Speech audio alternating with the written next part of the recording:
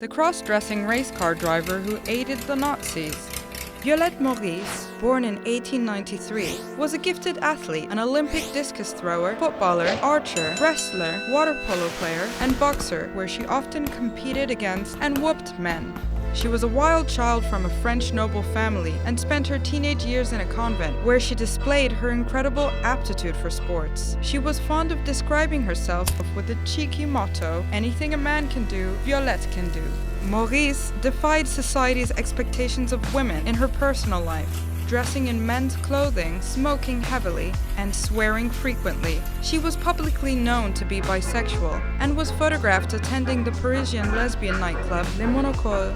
In 1929, she had a double mastectomy, stating that her large breasts interfered with her race car driving. The cycle cars that she raced were light and wildly crude. She then upgraded to a Benjamin cycle car in 1922. She took 4th place in her class and set a lap record. Later, she drove BNCs to win Le Bol d'Or in 1927. That next year, after being denied the chance to participate in the 28 Olympics, she opened a BNC cycle car accessory store instead.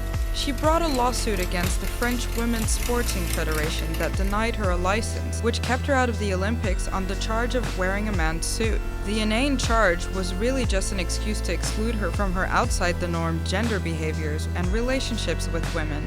The press was pretty cruel to her, and even though she was pals with Paris celebs like Josephine Baker, public opinion was never that strong and her lawsuit was dismissed. When World War II began, Violette was living a lower-profile life giving driving lessons. After France was annexed by Germany, Maurice worked in the black market, smuggling hams and booze, driving fast, and punching people whenever needed. Her skill set and attitude made her a ripe target for the French Gestapo, who recruited her. Was it perhaps her shabby treatment by French society that made her willing to join the Nazi effort?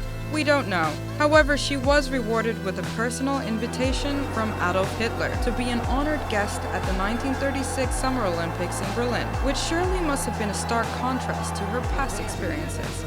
She worked as a spy, taking down resistance networks, and was feared for her use of torture, earning her nickname, the Gestapo's hyena. She was eventually gunned down behind the wheel of a supercharged Citroën in 1944. There's no doubt she deserved the bullet, but she also deserved to die doing something she loved, driving fast.